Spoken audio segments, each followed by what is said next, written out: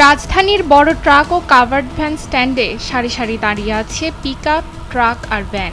তেল না থাকায় সড়কে নামতে পারছে না হাজারো যানবাহন। এতে সময় মতো পণ্য পরিবহন ব্যাহত হচ্ছে, বাড়ছে ভাড়া আর গভীর সংকটে পড়ছে দেশের লজিস্টিক্স ব্যবস্থা।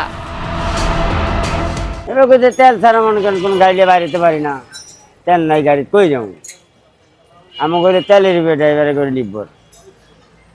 এই যে 10টা দেয় 20টা দেয়, এই লয়ে 2 দিন চলি, আবার কেন তেল পাই না, চুপ করে থাকি 4 দিন 5 দিন না খেয়ে থাকি। চালকদের অভিযোগ, ঘন্টার পর ঘন্টা লাইনে দাঁড়িয়েও মিলছে না প্রয়োজনীয় জ্বালানি। কোথাও 10 লিটার, কোথাও 20 লিটার করে তেল পাওয়া যাচ্ছে, কিন্তু একটি গাড়ি সচল রাখতে দরকার অন্তত 60 থেকে 100 লিটার পর্যন্ত তেল। ফলে এক স্টেশন থেকে আরেক স্টেশনে ঘুরেও মিলছে না সমাধান। ঠিকমতো আমরা তেল পাই না, ঠিকমতো তেল পাই, যদিও তেল পাইলে আমরা দেখা যায় আমরা কোনো পাম্পে 10টা পাই, কোনো পাম্পে 20টা পাই, এর উপরে তেল পাওয়া যায় না। আর আমাদের তেল তো দরকার 50টা, 60টা, 100টা, কিন্তু কয় পাম্পে আমরা এইভাবে তেল লওয়া যায়? বারবার এইভাবে তেল লওয়া কি সম্ভব? পিকআপ মালিক ও চালকেরা বলছেন, দিনের পর দিন ট্রিপ বন্ধ থাকায় আয়ও বন্ধ হয়ে যাচ্ছে।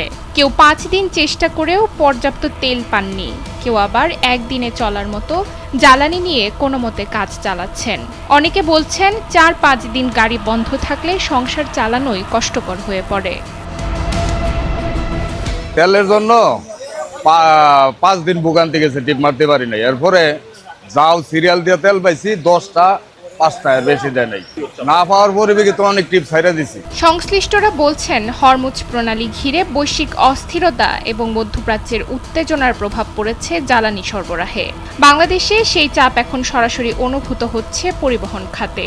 যদিও কর্তৃপক্ষের দাবি দেশে পর্যাপ্ত জ্বালানি মজুত আছে এবং জরুরি চাহিদা মেটাতে ডিজেল আমদানির অনুমোদন দেওয়া হয়েছে, তবে মাঠের চিত্র বলছে ভিন্ন কথা। স্ট্যান্ডে দাঁড়িয়ে থাকা অচল গাড়িগুলোই যেন জানান দিচ্ছে এটি দেশের সরবরাহ ব্যবস্থা ও জীবিকারও বড় চাপ। নুসরাত তালবিয়া, সময়ের আলো।